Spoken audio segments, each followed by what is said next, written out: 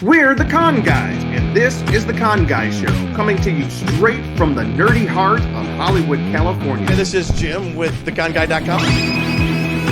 She's been here with theconguy.com. Katie here, aka the Con Girl. Zordon did not want 5 teenagers with attitude. My name is Derek Sam. I'm Danae Sams, and that's my brother. We are your home for news, opinions, and interviews from the world of Comic-Cons and fandoms. Your ultimate insiders for all things con.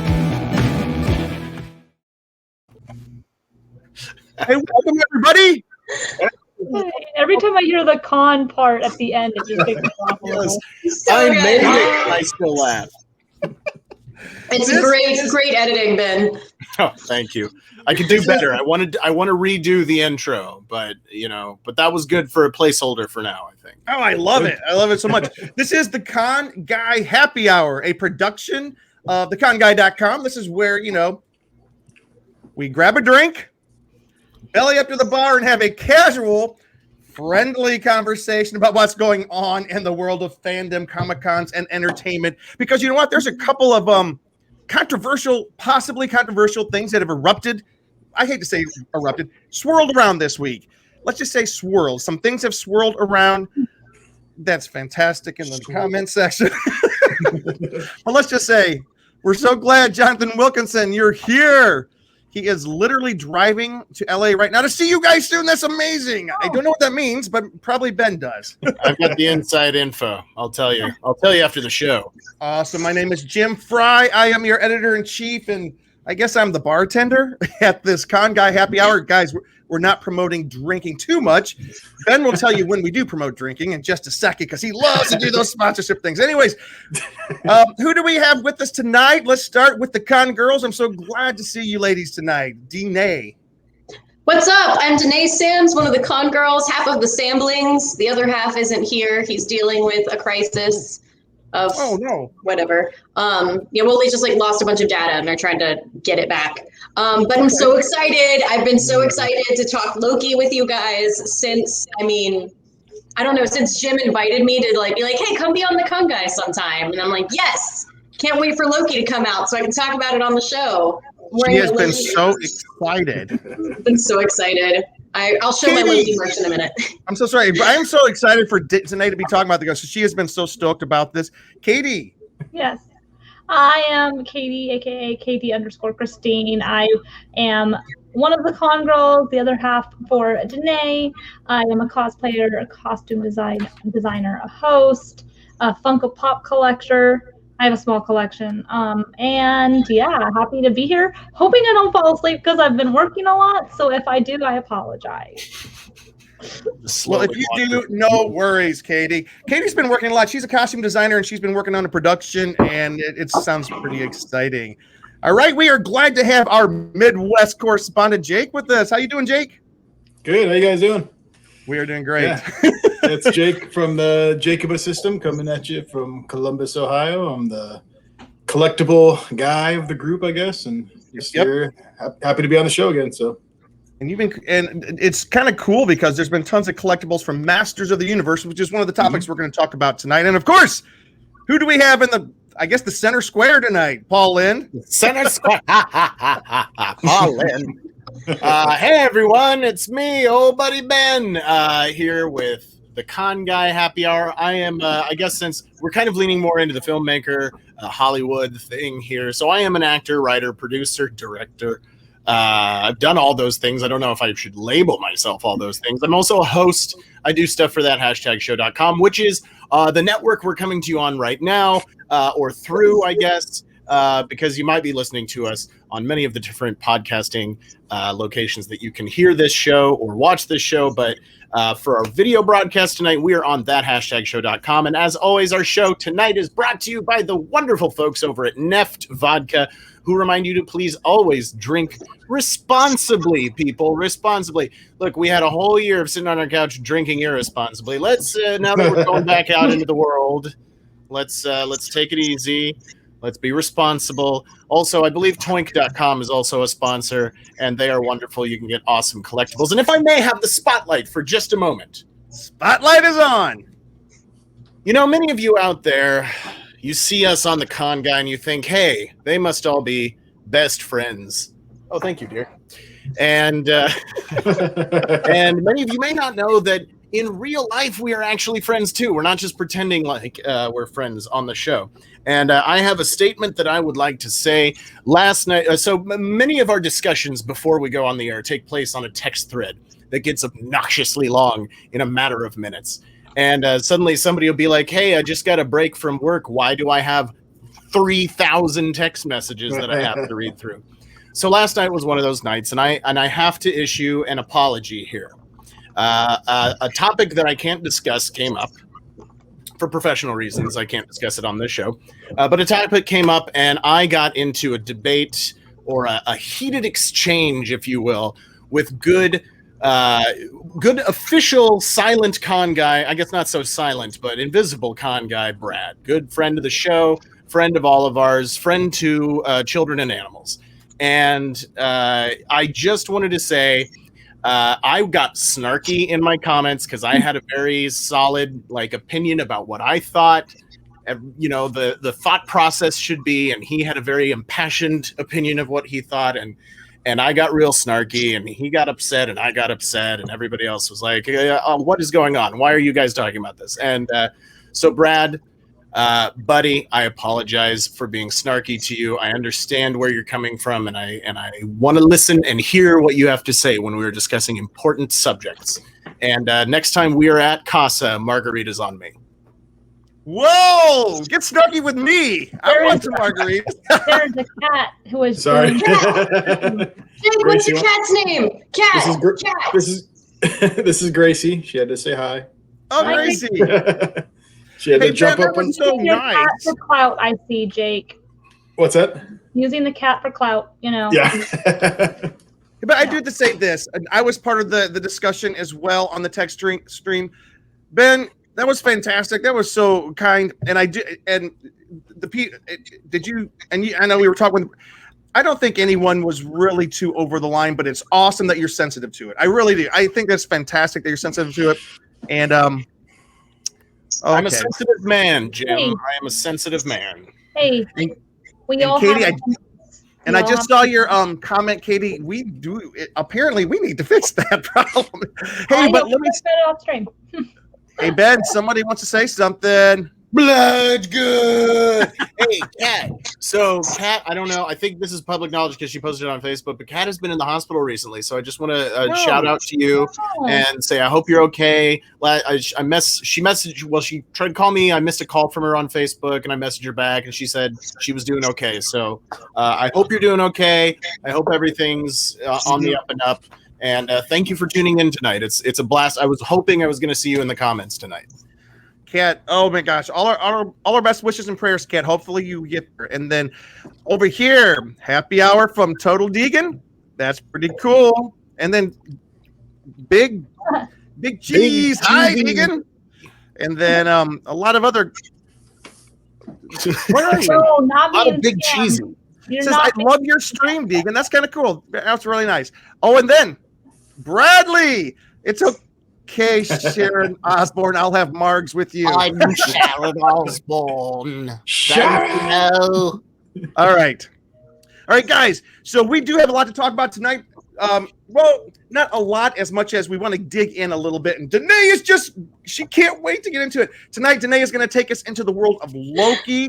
And then we will attempt to dip our toes into a little bit of a possible controversy surrounding Kevin Smith's new Masters of the Universe series coming in July on Netflix. And then we're just going to talk a little bit about that. We're going to remain calm, friendly, and respectable. Let's hope.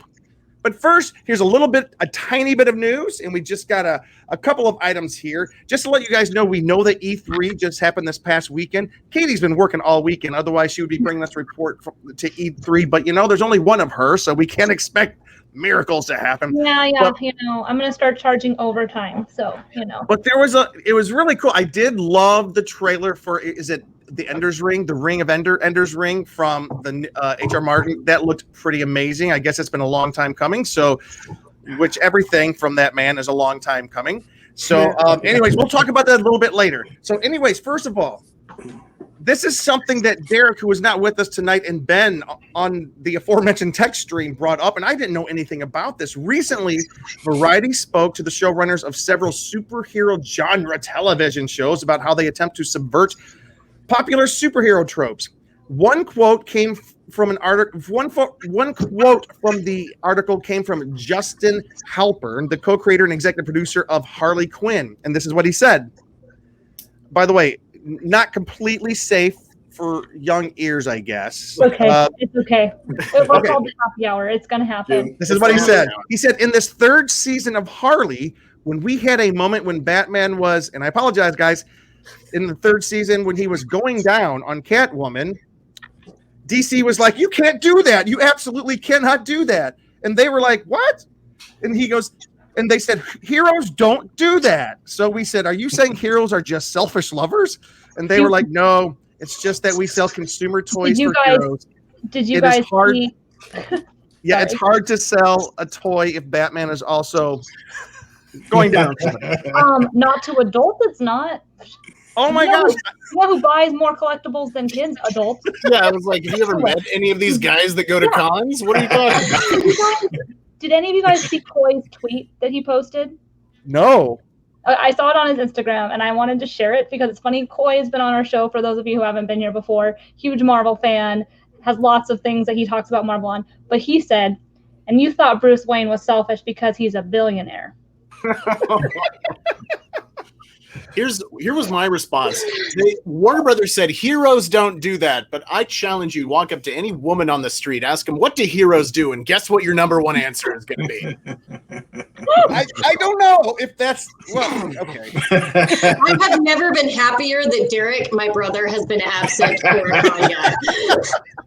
This is the con guy after dark tonight. Oh, yeah, it kind of is. It is. No, that was kind of, Derek's the one who brought this topic up, he and Ben.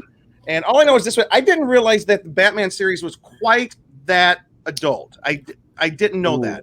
The Harley Quinn series. It is adult, so that's what's kind of weird about them not allowing that. So the Harley Quinn series is so well done. It's really, really good, but it's very adult. A lot of language, a lot of F-bombs, a lot of sexual, not just innuendo, but it's not hentai. It's like they're not showing cartoons having sex with each other, but it's very adult. It's a very adult cartoon, but it's also like, if you're a fan of Batman and the characters, it's hilarious and spot on for like, oh my gosh, they're just they love these characters and they're making fun of the lore, and it's fantastic, in my opinion. That's awesome. Hey, by the way, speaking about adult animated shows, the Amazon superhero animated show, what is Invincible? Invincible. Mm-hmm. Don't spoil it though. I'm still on episode 2, so don't you? Okay, I'm not gonna. You're on an Ben. Do you know who the showrunner was on that for the first 3 or 4 episodes? It's a friend of yours, Copeland. Oh, Chris Copeland. Okay. Yeah. They had done storyboards and done some directing on there. Yeah, but I didn't realize he was a showrunner though. That's for great. The first 3 or 4 episodes. Then they bailed on it. They said, So, Jim, is that the show? Is that the show that traumatized you? That first episode or whatever that was? It shocked me. It didn't traumatize me. It was just like, whoa, what is this? But it shouldn't though. I mean, as a Kirkman fan, it shouldn't really be that shocking to most people. No. I was expecting it had that very Walking Dead if it was superheroes instead of zombies vibe. All right. In further Batman news, it seems that a second Lego Batman movie was indeed in the works, which is exciting. But here's the bad part. But thanks to a change in the rights, we are never going to see it. Oh my gosh. I didn't realize that the rights to the Batman movie for the Legos went from Warner Brothers over to Universal Studios. There was a script in the works for the follow-up from Dan Harmon, of Rick and Morty fame, and Michael Waldron, who was one of the writers on Loki and Doctor Strange and the Multitude of Madness. They described it as partially The Godfather Part 2 and Boogie Nights. How did the Batman Lego movie rights go to Universal? I just don't get that. That flummoxes me.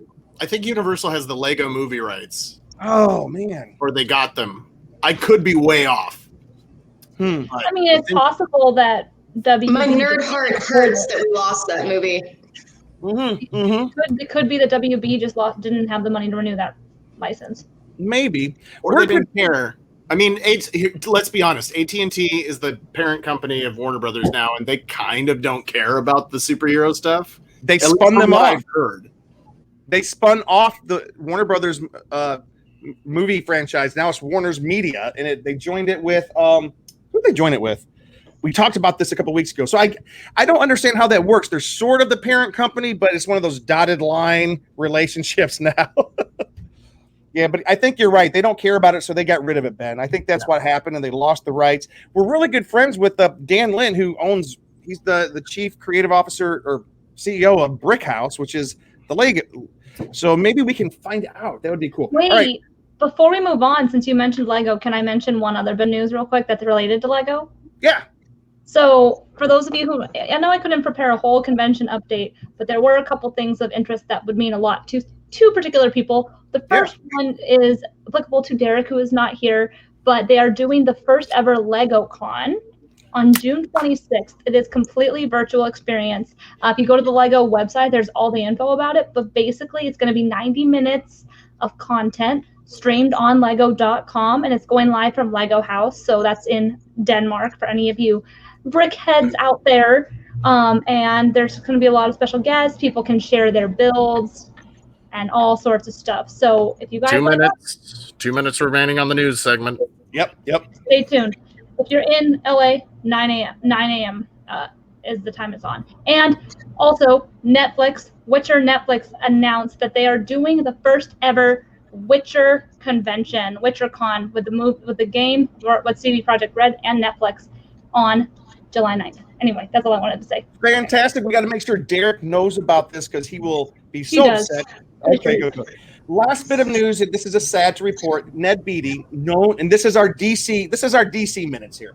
Ned Beatty, known perhaps best to us here for playing Otis Berg in the Christopher Reeve Superman films, has passed away at the age of 83. Born in 1937, he rose to fame for his performance as Bobby Tripp in 1972's Deliverance, which is a pretty harrowing film. He went on to a career of a lot of big films, including Nashville Network, The Big Easy, and many more, but we love him as Otis. He was one of the most beloved characters. That's back when superhero films were less dark and just fun and a little bit of a bumbling kind of adventure. He did have a Marvel connection too, because he was in the 1990 Captain America movie, the one that was like direct to video. That one. That's cool, man. All right, 38 seconds left for news, and we're done. Okay. Also, the first Witcher 2 teaser came out. So for any of you Witcher fans like me, or Henry Cavill fans like Danae. Henry Cavill wasn't in the teaser. I watched it, just to let you all know if you are Henry Cavill fan. Oh, that's too sad. Danae always checks to see if you can actually see Henry Cavill in All right, guys. Marvel Studios' original live-action series, Loki. It takes the fan-favorite villain on the ride of a lifetime, or considering the time-traveling premise, perhaps multiple lifetimes. The series takes place after the events of Avengers Endgame, and it begins the moment in Endgame when the 2012 Loki takes the Tesseract. This lands the God of Mischief in the hands of the Time Variance Authority, better known as the TVA. You need his help to help mend the timeline. Danae, step up. We are all ears. Tell us about it.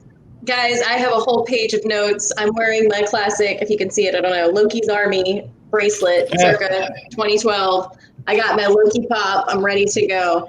So real quick recap, if you haven't watched it, because I do want to avoid spoilers as much as I can.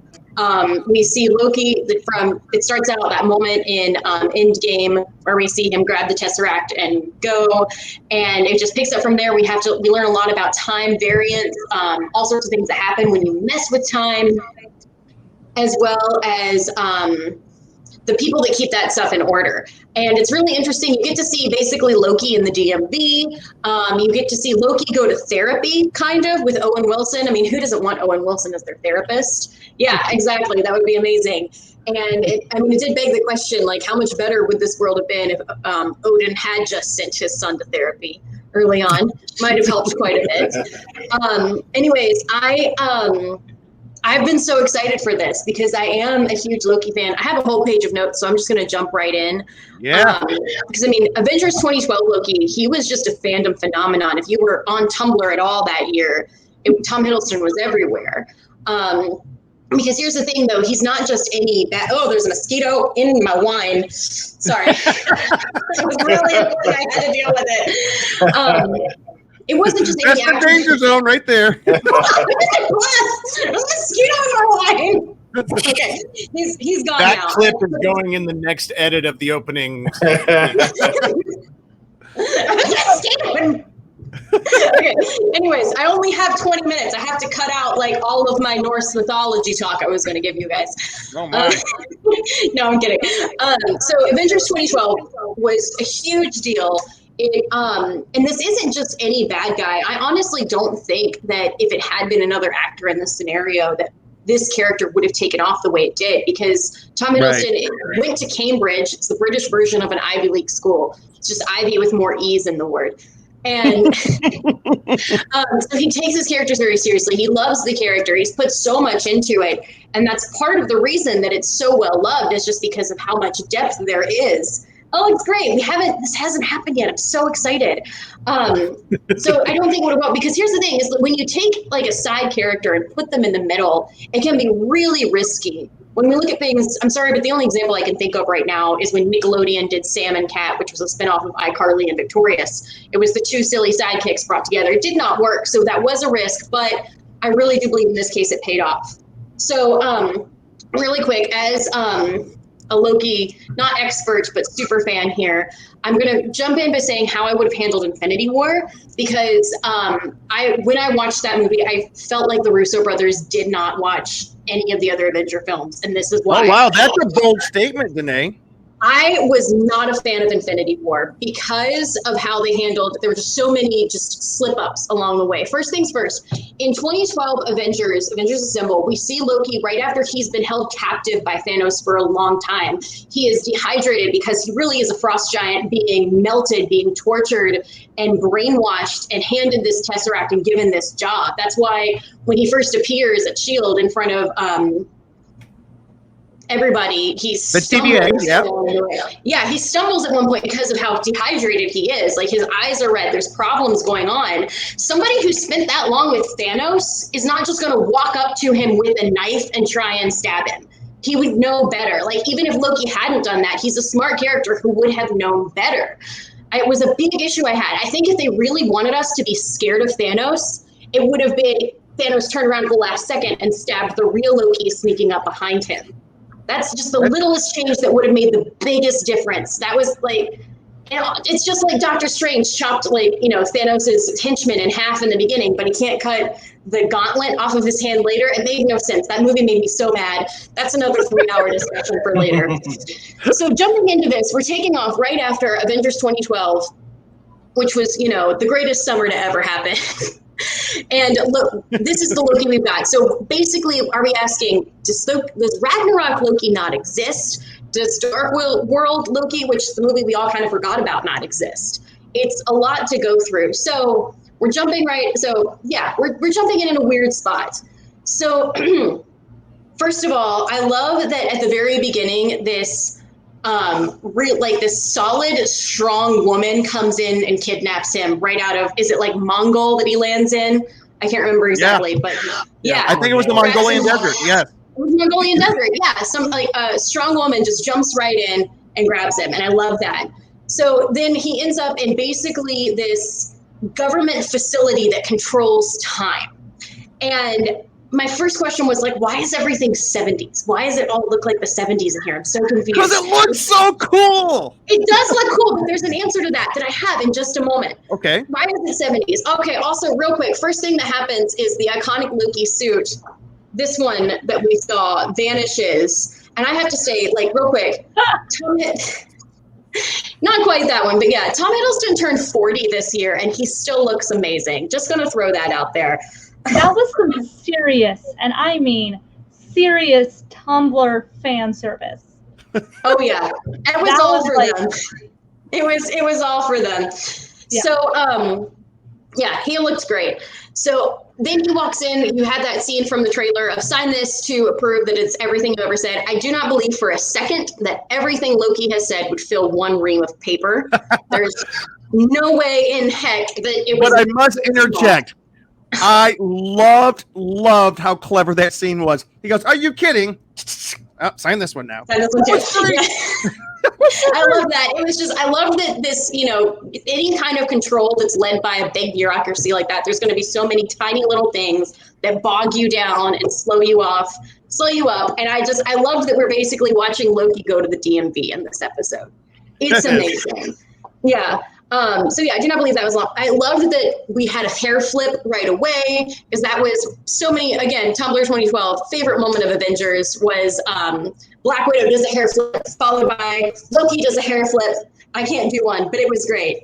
There was a hair flip moment, and it was like, yeah, this is 2012 Loki. We've picked him right up. Like, the character development that he went through is gone, which kind of stinks in some levels because he's so cool, but also what great skill to be, like, for writers and an actor to be able to pick up where they left off here and forget everything else and set it aside. Kind of. We're going to get back to that. Also, I absolutely love the Saturday morning cartoon exposition. Miss Minutes, who guided us through this whole, like, cheesy moment of what the show that I will not say that you all know I hate wanted to be and could have been in that 2 minutes, but wasn't. I loved that moment. Also, Miss Minutes was being, speaking of Batman, was being voiced by Barbara from The Killing Joke, and I've lost her name. We'll fix this in post. I'll think of her name in a minute. Janae, what'd you say there's a show you don't want to mention? Jim, I'll give you 3 guesses of Avengers shows that I haven't liked. Oh, okay. Keep going. That moment was what that show wanted to be. Also, Ben, you and I totally called it. Loki was BD Cooper. Like, how great was that moment? I love that they were like, let's just throw this out here for the fans. Which, if you guys don't know, there was in like the 40s, 50s, a man who basically took over an airplane, demanded money. They jumped out with a parachute. The parachute and the marked bills were never found, which can only be explained by him being picked up by the Bifrost. Yeah, by the Bifrost. Thank you. Yeah, if you go to Wikipedia and read the story of DB Cooper, it's insane. I believe it was the 70s when you could still just buy a ticket and walk onto an airplane and there was no security. Yeah, I'm on this airplane with my machete. Yeah, got it its own chicken. It's fine. Yeah, so that was a great moment. Also, I absolutely loved just this realization of the Tesseract did not work. Sorry, we are getting into so many spoilers. No, that was one of Danae. And we'll talk about that. That's one of the biggest moments of this thing. Like, if we're going to talk about, I'm not okay. If are we going to spoiler? Or are we going to not spoiler? What are we going to do? For the record, guys, we're at 10 minutes right now. As long as we give people a warning. I think it's okay. Like, if we tell people, we are talking. Yeah, we're at 10 minutes. We're talking spoilers. Spoiler alert. Going into spoilers. Yeah. Spoiler alert for Loki if you haven't watched it yet. Can we talk about that for a second? Why was that so big? So we spent, what was it? Almost 10 years of Marvel revealing that the Infinity Stones are the ultimate power. It was a huge deal to get one of them. And Loki is dropped into this facility where they have all the Infinity Stones, multiple versions from multiple timelines, and none of them work there. And wait, what did they use them as? They use them as paperweights. Paperweights, yeah.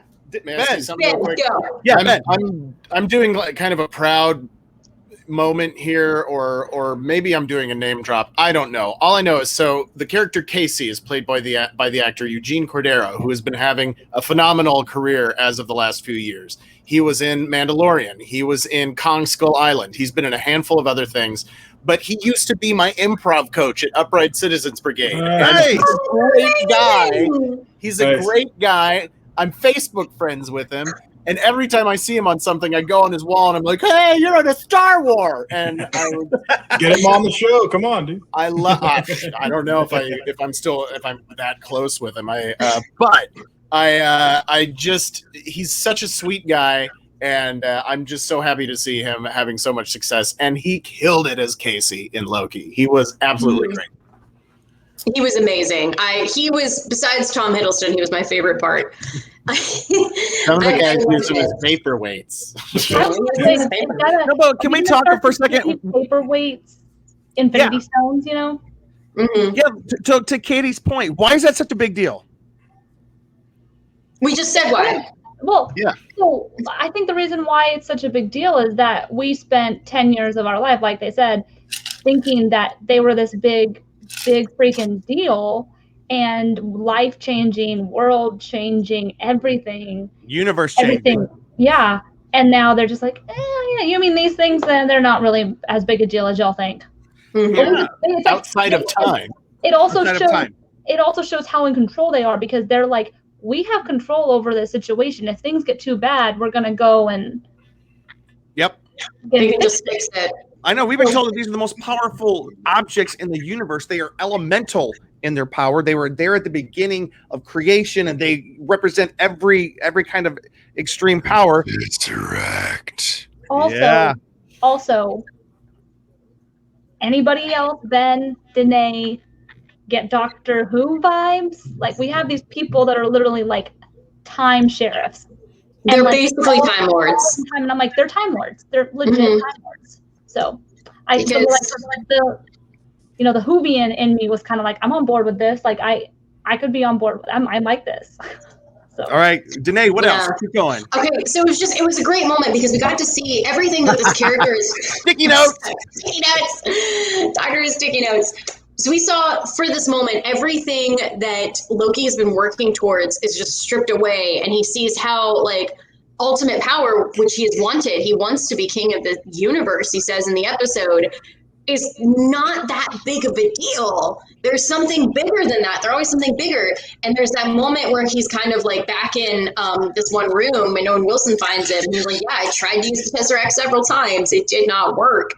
And it's just this moment of everything being stripped away. And I loved that this whole episode was a therapy session. Like I mentioned it before, I'll mention it again. Because Owen Wilson was like, okay, you're going to do that. Then what? Okay, you do that. Then what? Okay, you do that. Then what? Okay, that's a pretty big deal.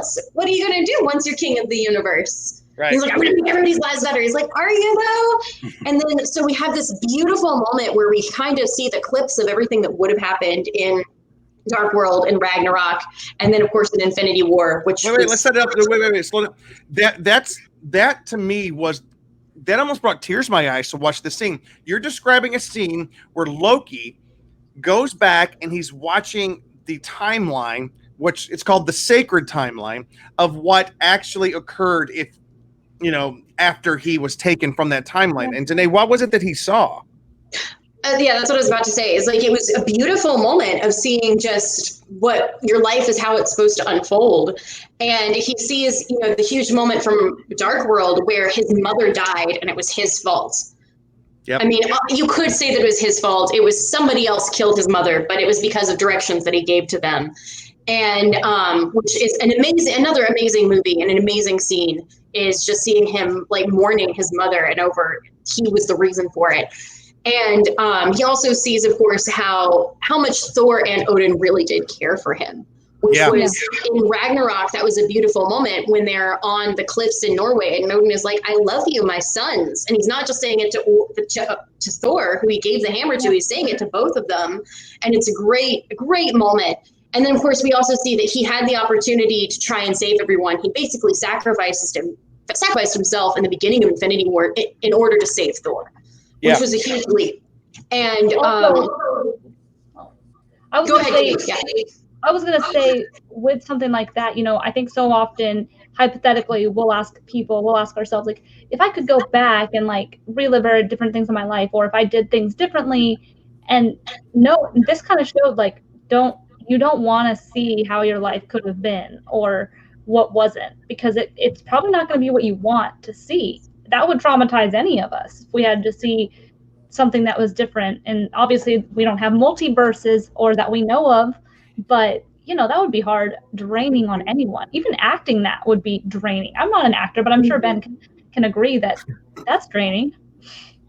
It was because for Loki in this situation, his mother is still alive, his father is still alive, and he just watches how they're going to die. For any of us, that would be awful, with parents alive or not. And I thought it was handled so well. The scene was written and executed beautifully. And, I loved it. It was so good. And again, still giving out spoiler alerts if you're trying to skip ahead right now. There's a big bad led up in the beginning that was like, oh, somebody killed people. Who was it? And a witness pointed to the sign of the devil saying, oh, the devil did it. Right from the bat, I just want to ask, did anybody else call that it was also Loki was the big bad? Was that kind of obvious to anybody else? Yeah. So not when they look at the stained glass window? Yeah, when you look at the stained glass window and he points at the devil, the kid who saw what happened points at the devil, and Oh, I was thinking it was Mephisto. A lot of people think it's Mephisto. But they have Mephisto. Everyone thought Everybody Mephisto was. wanted Mephisto in WandaVision too. Yeah, everybody thought it was, but I guess the writers of Loki have confirmed that it's not Mephisto. So that's cool. Well, at the end of the episode, Owen Wilson is asked. I cannot remember his name. He's just Owen Wilson. That's always his character. No, it's Mobius M. Mobius. Which is the coolest name ever for like somebody in time, because a Mobius strip is like the time it's the same forward and backwards, and his name Mobius M. Mobius is the same forward and backwards. It's awesome. Anyways, Owen Wilson tells Loki, "Oh, I need your help going after somebody," and he's like, "Who is it?" "Oh, it's you." It's like, "Oh, wow, yeah, what a twist! Wasn't expecting that at all." So we get the idea that Loki is going to be employed by Time DMV to help them fight himself. So I'm really interested to see where this goes. May I give a prediction? Is that okay if we give predictions right now? Please do. We've got about 3 minutes in this section, and then we got to jump. I would not be surprised if at the end of this season or series, it is Loki's choice to destroy this alternate version of himself and step back into the Avengers where he was before, to go on this big adventure and then come back, and he's going to end up on the same timeline that we knew, pass away in Infinity War. That's kind of my prediction right now. Also, if you pay attention in the credits, why is it the 70s? Because as you're watching along, you've got all of these signs kind of in the credits in the background. One of them is of these time leaders, and it says, "We are always watching." And it was major like 1984 vibes for me. And I was like, it's the 70s, because this is like Soviet Russia that was way behind on everything. So to me, Soviet Russia always looks like the 70s. Right. But yeah, I was like, oh my gosh, that's what you're going for, is this dangerous overlord watching everybody. I would love to see them overthrown now, because but yeah, that's why it was 70s themed, because it's not the 70s, but 1984. You know what I'm saying without me saying it. You guys are following. I loved it. I'm contemplating staying up till midnight tomorrow night to watch episode 2. I will. All right. I got to. Let's just jump in real quick. Ben and Katie, I do want to. Or you guys, we only got a couple minutes. Ben, let's go with you first. I would love to know your take. I was just going to point out one quick thing. I really enjoyed it. I was going to troll Danae and be like, it was fine. But I really enjoyed it. I really enjoyed it. One thing I noticed talking about the ending credits, and it does all these flashing of images like it did with Falcon and Winter Soldier and with WandaVision. And one of them, it's his profile. It's like his that's my timer for this segment. It's like his file with his picture and his name, Loki Laufeyson, and all this stuff. And on Loki's paperwork under gender, it says fluid. Yep. Which I noticed, and I think I killed the mosquito, guys. Wait, good. No. Ben, can I respond to that real quick? Please do. Because it got so controversial and everybody was yelling. And this is our show about controversies this week. But let's just say, there's got to be a way to say this without being offensive. Loki, perhaps, he was a very pretty man in the original Thor. Let's just put it that way. He really was. But let me not go just there. Let me go supernatural or superhero. Loki can turn into a woman anytime he wants to, and I don't know if they were having fun with that. I do know that that Marvel is very inclusive, And so if they want to go that direction, they'll go that direction. But I thought that was interesting, but I also thought it might have been a little fun tongue in cheek. If he wants to show up as, as Black Widow, he can do it. And he can do it well. I mean, just to dip back into original Norse mythology, I mean, there were moments when Loki turned into like a fly and was biting people. Like he's pretty fluid in the sense that he can be whatever he wants. Yes, but weren't there also times in in Norse mythology when he did become female aspects of certain characters? I think that's true. Oh yeah, that totally happened. If you guys are interested in this, by the way, I totally recommend Neil Gaiman's book Norse Mythology. It's so many great stories, and Loki's in just about all of them with Thor.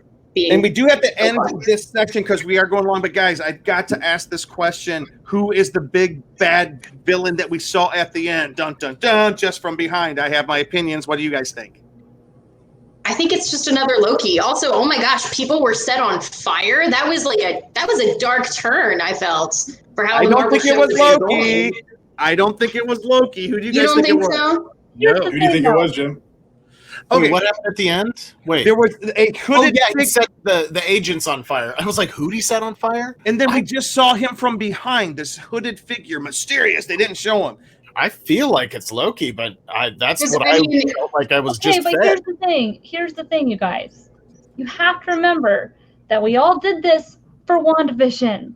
We tried to do all these predictions, and Marvel went, F you, we're going to do what the hell we want. The difference was that WandaVision sucked, okay? That was the difference. But the opinions of Danae are hers and hers alone. What I was going to say is Danae did touch on this, and I know we're past the time, but I think Loki achieved what WandaVision wanted to do, but WandaVision was too rushed to do it, and they didn't have as great of a setup as Loki did.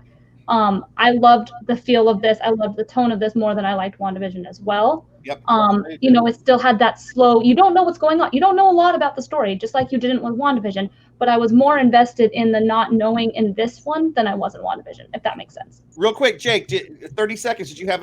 What'd you think? About just everything? The Loki thing. Yeah, I loved it. I thought it was great. The humor was awesome. My favorite part of the whole episode was when he's talking to the guy. He's like, I'll gut you like a fish. And he's like, what's a fish? Love it. So you turned me into a fish. Yeah.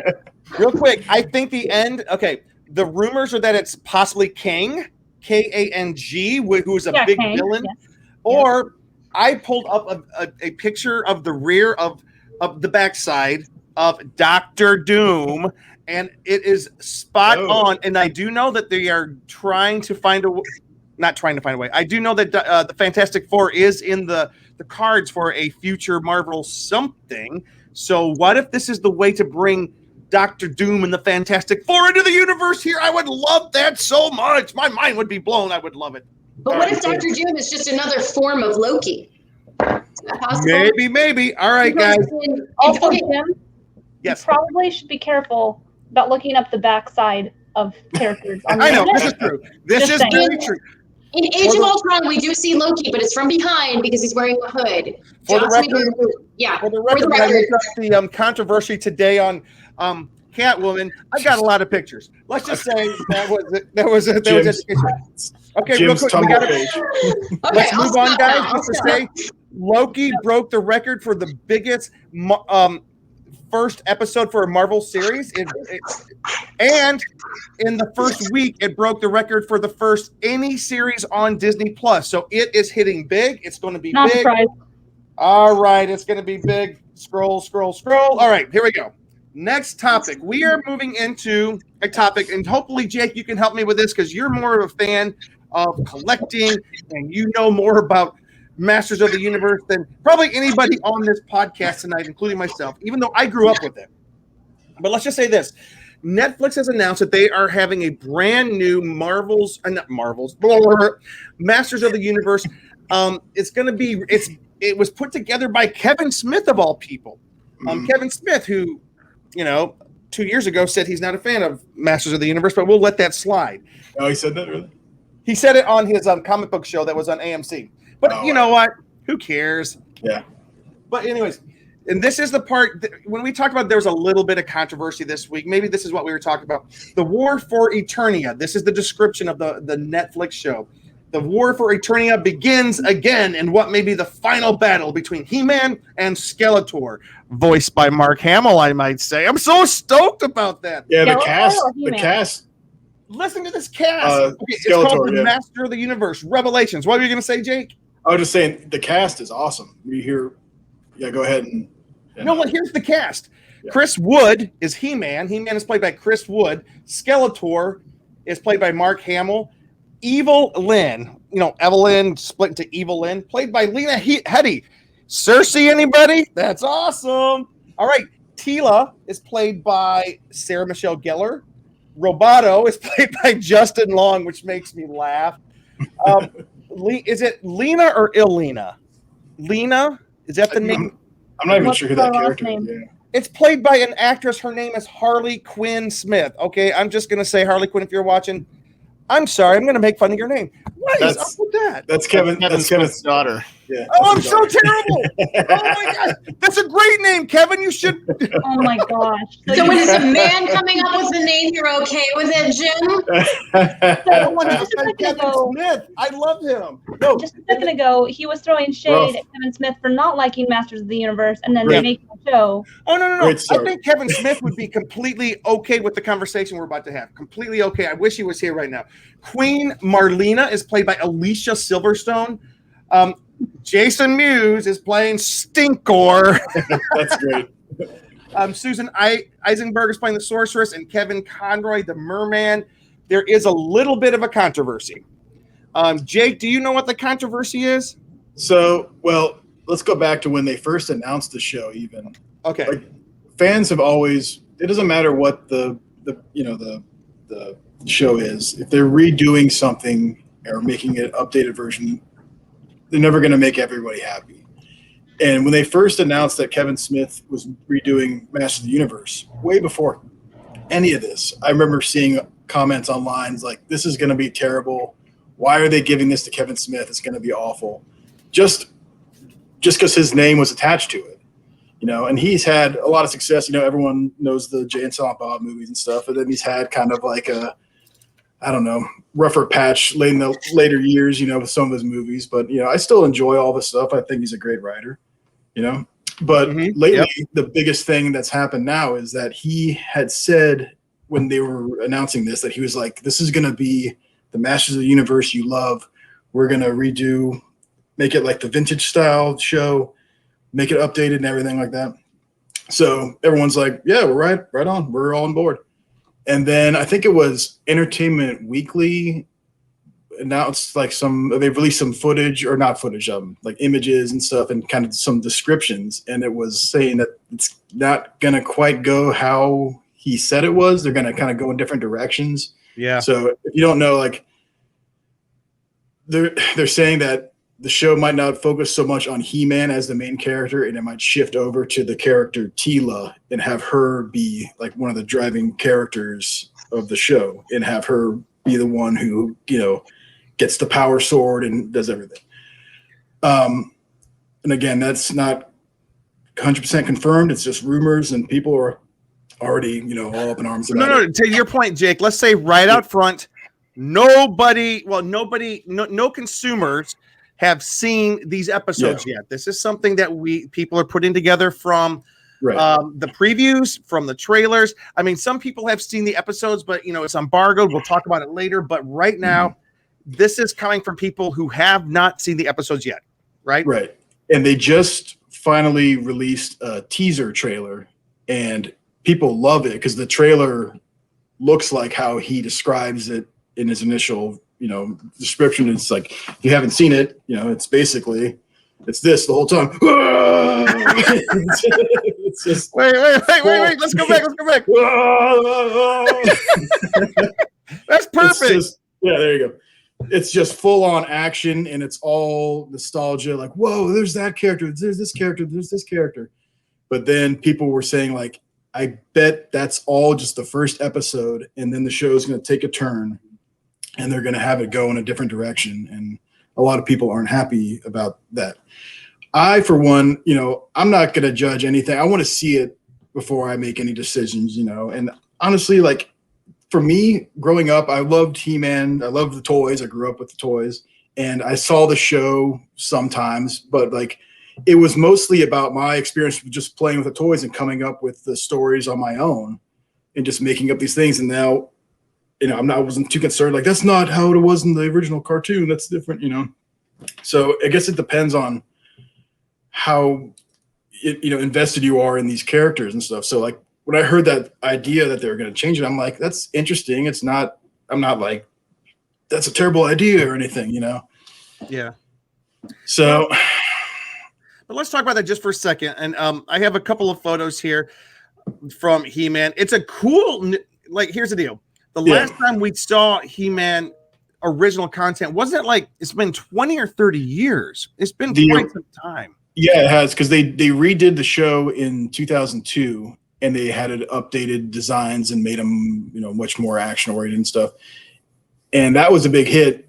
And now the exciting thing about this show is that it has that updated animation style, but the characters look more like how they did in the 80s, like in the original cartoon. I'll go ahead and I'll just break it down. Here's the controversy, and Netflix released another statement about like what the series is about during Netflix Geeked Week. They had a Geeked Week, and we kind of missed it. I'm sad that we missed Geeked Week on Netflix, but they made a lot of announcements. But here's the description.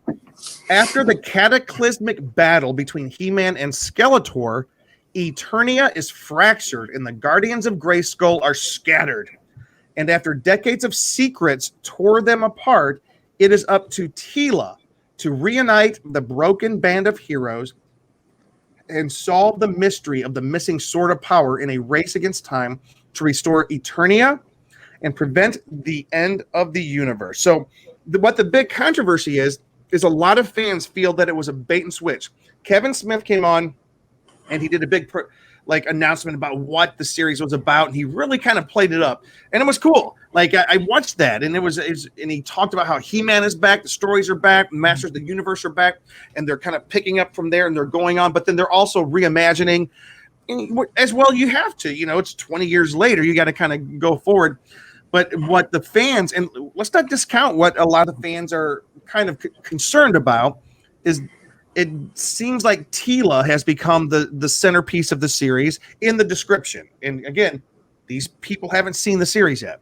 It seems that way. And so that's what the concern was about. And then there's one cosmicbook.com, which is probably one of the sites that led the charge here in talking about it. I wish we could have got them on the show tonight, because here's the thing. A lot of people think, oh, that's just a bunch of guys in their basement sitting there being mad because it's not about guys anymore. No, that wasn't true. If you were to watch the podcast from Cosmic, it's called I don't have it. I got to scroll through here, but like the podcast coming from cosmicbook.com, I think it's called Clownfish TV. There was a lady on there. She is, I forget her name, Sparkly something. I'll find it in a second. She was the biggest vocal critic of like, wait a second. When I was a kid, I grew up with He-Man, and I grew up with such and such, and I grew up with such and such. If this is not a series about He-Man and they switched it over to Teela, then she said she's going to be upset. So that's a valid concern, I guess. Again, I have to preface this. Nobody's seen it yet. Go ahead, Katie. So, by the way, this is Teela right here. I just want everybody to see. This is the new Teela. And a lot of the complaints is that, wait, here we go. No, here's new Teela. And she has a shaved head on one side. She's much more muscular. And, and some people are just kind of raising a stink about it. Go ahead, Katie. So just because the article was written by a woman doesn't make her points invalid, but it also doesn't mean that that's completely how everyone is going to feel. But there's still, I mean? I don't know if you guys get what I'm going at with that. Yeah. So, because there are plenty of women who feel the same way as men. There's plenty of men that feel the same way as women. There's plenty of women that feel the same way as women. So you can't really categorize the thoughts of one person and group us all together. I personally don't watch the show. I haven't seen the show. I'm familiar with characters because of collectibles and Funko Pops and that. But like I said, she has points. I'm sure she has good points that I probably agree with, but you also have to take into consideration that it doesn't have to be written by a man or a woman for that point to come across. So. Right. Yeah. But the thing is, I think what it is I think this is less, I don't know. As a person who I'm not part of the conversation here. And so I don't really want to say how other people are feeling. That's not my place, but it seemed, and I have a couple of tweets here, and Kevin Smith did respond to this. He says he was responding to somebody because there's a lot of people out there that are raising this concern, and it's a valid concern, I guess. If you feel somebody has taken something, there's this nostalgia for Masters of the Universe. I collected Masters of the Universe as a kid, and I didn't do it as well as Jake because all mine are broken up and in a box in my mom's attic, so I was not as big of a fan, but I would watch it when I came home from school, and it was great. And I think we are in a different time today. Back then, the word woke, I'm putting that in quotes, was not something that wasn't something we were thinking about back then, for better or for ill. So I'm going to say, there's both good and bad coming from, being more attentive to representation and inclusiveness in these shows. But this is what Kevin Smith's response was to somebody called JT. If you are indeed an actual lifelong fan of Masters of the Universe, then you are going to love the Revelation show, which is the name of the new show is coming up. It's a tale so deeply entrenched in the lore of the property, quotes, that we finish storylines from the Mattel mini comics and the cartoons, playing deep cuts for old fans. That's kind of cool. And then here's a response from another guy called Price of Reason. Kevin, the concern here is that you have unreasonably boosted the female character strengths at the expense of the male characters, a la The Last Jedi. His opinion, I'm not saying that's my opinion. If there isn't the case, and if that is not the case, the show will focus on He-Man, then it should be fine. Hard not to be a bit skeptical. And then one more statement from this other guy. His name's Jericho. I can quote these guys because it's on Twitter, public information. It says, I mean, if Teela is the main character of the show, then shouldn't it be called Teela and the Masters of the Universe? Otherwise, isn't it a bait and switch? So there's some valid concerns. No, that's valid. I mean, if you're going to have it be a He-Man show, then obviously He-Man should be the main character. I'm not going to knock that. Kristen said it, the article said it. I agree with that. But if you want to have another lead as it, then have that be its own the original toy line was just called Masters of the Universe. And then and then the cartoon was He-Man and the Masters of the Universe. This program. Sorry. And then now it's called Masters of the Universe Revelations. So. Yeah, this program is called Masters of the Universe Revelations. Yeah. So then if that's the case, then it should be able to focus on more than one character and not necessarily just be emphasized on He-Man. Yep. Oh, wait.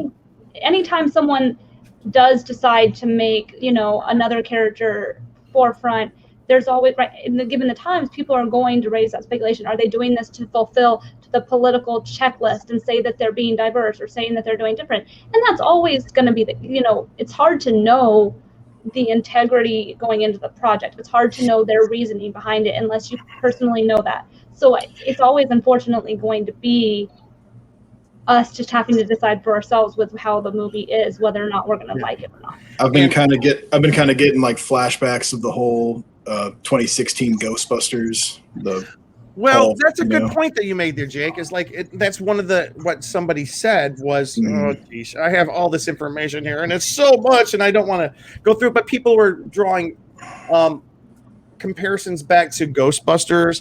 Just everything went with that, It says this isn't something new and has been an agenda pushed by Hollywood, the writer's opinion, for years, as has been seen with Disney's Star Wars, Doctor Who, Ghostbusters, Birds of Prey. Birds of Prey is all women. I don't understand how that's a stupid comparison. That's a dumb statement there. That's always been or Terminator. The Birds of Prey. That what an idiot.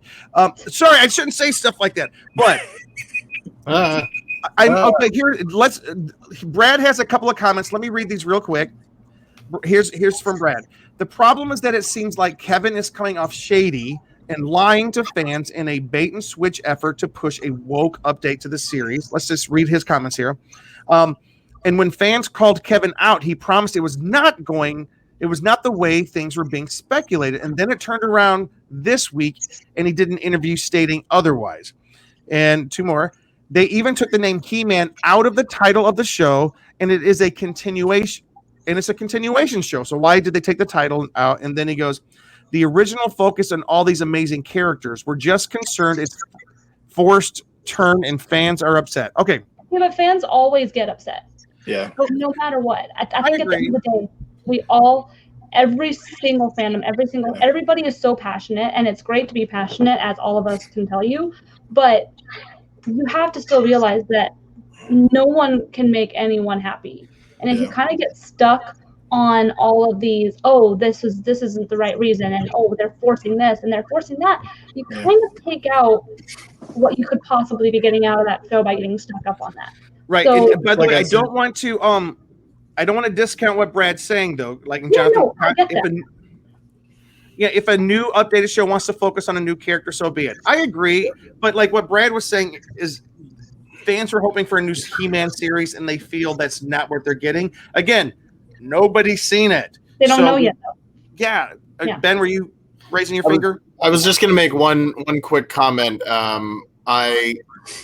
For secret legal reasons, I can't say much, but when the show does come out, before you pass any judgment on it, watch all of the episodes.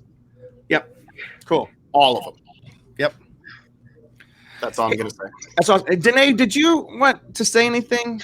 I mean, I just had one quick comment. I think I really do understand the fear that people have because, like Katie said, we are very passionate.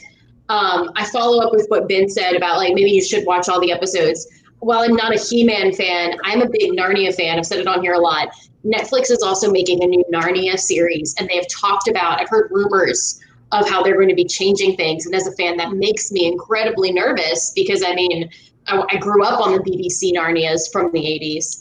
And I mean, it's just so hard because it's like, okay, maybe little changes could be fun, but it's something we really care about. And when you go in and cut, slash, and just completely change things around just in the name of, we want to be woke. I mean, I don't want, that's not what you want. It's like, I want to see Narnia live. I want to see the books that I love put on my TV. And so I get where people are coming from, but at the same time, I'm still going to watch Narnia when it comes out on Netflix. If I get like 3 episodes in and I'm just like, okay, why is this whole show about Dr. Cornelius and not about the Pevensies? Then I might step out. But okay, cool. A show about Dr. Cornelius would also be amazing. But I kind of agree. But Ben, just to kind of agree with what you're saying, like, I understand your fear. And it means you love these things, which is awesome. But like Katie said, you cannot please everyone all the time. And so I say, give it a chance before you write it off. But at the same time, you have valid reasons it's okay to write it off. Yeah. I agree. But I understand the fear because I'm feeling it too. Yeah. We're coming to the end of our podcast here. So Katie, go ahead. Also, Brad, to go off of what you're saying, it's understandable to be upset that someone who is behind the show is saying one thing and then saying another thing later, but at the end of the day, he's trying to sell a show. Yeah, I mean, it's a business at the same time. So I get that. Unfortunately, it's just kind of one of those things where I'm not saying it's right, I'm not saying it's wrong, but I mean, here's the deal. I honestly think that Brad is voicing what a lot of the fans are feeling. I don't think it's as much that people are angry. Mm-hmm. Let me tell you guys out there, Brad is not what you would call a right-wing crazy nut. That's not Brad. That is the furthest thing from Brad. I don't want to give away his cultural opinions, but he's the other direction. So Brad is not one to use the word woke very lightly. He doesn't. That's not him. But so I think this is less about it being woke and more about changing a show that he loved and that the fans loved when they were. I think that's more what we're hitting at there, and as people don't want to. And I agree. Like there were those of us who got all grumpy about Star Wars. And by the way, I loved Force Awakens. I didn't like Last Jedi. And I really liked Rise of Skywalker. So there's just one of the 3 movies I wasn't fully on board with. So I'm not one of those guys that hated Star Wars. Let me just say this real quick. I'm not the most woke person. I'm going to tell you when I say put woke in quotes, and I'm not afraid to admit it. As a matter of fact, the very word makes my skin crawl because it's been used as a cudgel to separate people. I do admit, though, some of the, I don't know, reimagining, gender swap, something stories of the last 5 or so years may have not sat well with me. But you know what I did when that happened? I just didn't watch it. I turned the channel, or I didn't pay money to go see it. For example, I did not like the last installment of Terminator. It just tired. It just tried so hard to be political virtue signaling, and it lost the story of badass Sarah Connor. And I love badass Sarah Connor. I'm so glad she's back on Sci-Fi in Resident Alien. That makes me nothing but happy. But how about this? Let's create cool, respectful, and inclusive stories for everybody without making anybody feel excluded. You know, people like Danae, people like me, people like Ben, or people like people of color, people of non-color, if that's a word, I don't know. Just anybody on the spectrum. Let's have more Star Wars, more Marvel, more Black Panther, more of everything, and just make it good. And maybe we can stop patting ourselves on the back about how inclusive we are, or how about this we are, how about that we are, because that's just self-aggrandizing. How about when you're good, you don't got to tell people about it? Let's just make good stories, and some of those stories will be different than what we've had in the past. Some of the stories will change what we've had in the past. By the way, Brad and the things he's saying, they're not wrong to be concerned, but I do challenge them to watch the series first.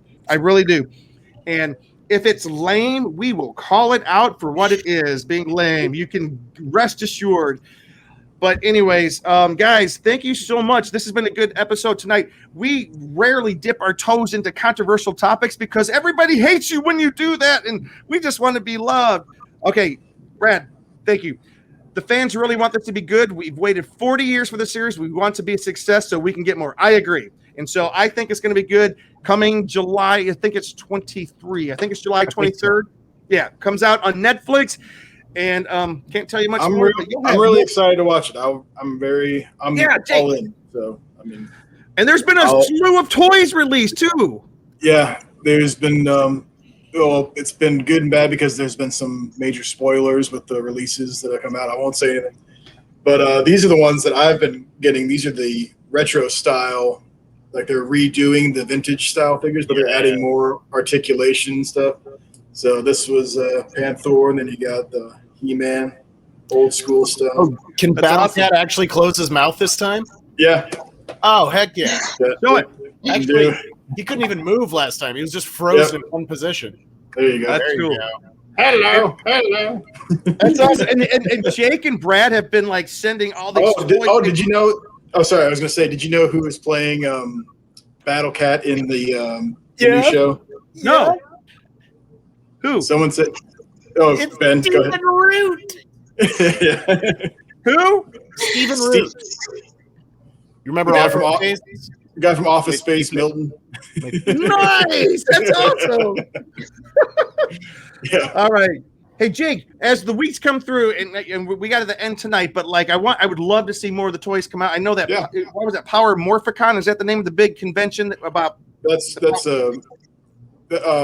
this Power Ranger one. I think it's just PowerCon is the PowerCon. Okay, cool. Oh yeah, Power Morphicon is Power Rangers. Wrong Power. Look at Brad's comment there. Last comment. Grown men and women have literally been in the stores fighting to get these new Master of the Universe toys like they're the new holiday Barbie. That's awesome. All right, guys, thank you so much for watching tonight. We'll have more information about this because it comes out July 23rd. We'll talk about it then. You can find me, James D. Fry, on Instagram. Where can we find you, Danae? You can find me on Instagram at DNAYS. Katie? You can find me on, we'll get this right eventually. You can find me at KT_Christine across all social media. Been taking a small break from Twitch, but I'll be back at it soon, hopefully with some new hardware to stream some more games that I love so much. You can catch me on the Con Guy stuff, sometimes writing articles on that hashtag show. So yeah, which, Batwoman, hopefully I'll get to reviewing the rest of the season because they announced the Nightwing is going to be on the show. So nice. Some news on that. So yeah. I did not know that. Cool. Jake, what about you? You can find me on Instagram at the Jacoba System. All right, Ben, take us out. Hey, everyone. Old buddy Ben. You can find me on Instagram and Twitter at BENKLIEWER. That's right. Cleaver. Hard to spell, easy to say. You can also search the hashtag BK421. I usually tag most of my posts with that. I haven't been too active recently, but I'm getting ready to finish building my home gym in my garage. Yeah. So get ready for those thirst posts, everybody. We're gonna have fun. Oh my gosh, can we just have like a con guy workout episode where we all try to work out at Ben's gym? Let's do it. Awesome. But now that stuff's starting to open back up, tomorrow is the day. All of California officially, quote unquote, opens back up, where the majority, like 98% of restrictions are lifted for fully vaccinated people. Of course, individual businesses, it's still up to them whether they're going to require you to wear a mask inside or not. But looking forward to it. By the way, does not make you magnetic. That's a stupid thing that's out there. The vaccination does not make you magnetic. Some people are just sticky. Keys also don't stick to magnets, by the way. One last thing. Thank you again to that hashtag show for hosting us tonight, as always. And remember, I'm always drinking out of this red cup, because whenever Ben Cleaver shows up, it's always a party. Woo! Thanks for listening to The Con Guy Show, the official program of theconguy.com. Find us on the Weeby Geeks Collective or anywhere you listen to podcasts. And now on sci-fi.radio, Saturdays at 4 o'clock Eastern, 1 o'clock Pacific, both AM and PM. That's 9 o'clock Greenwich. It's sci-fi for your Wi-Fi.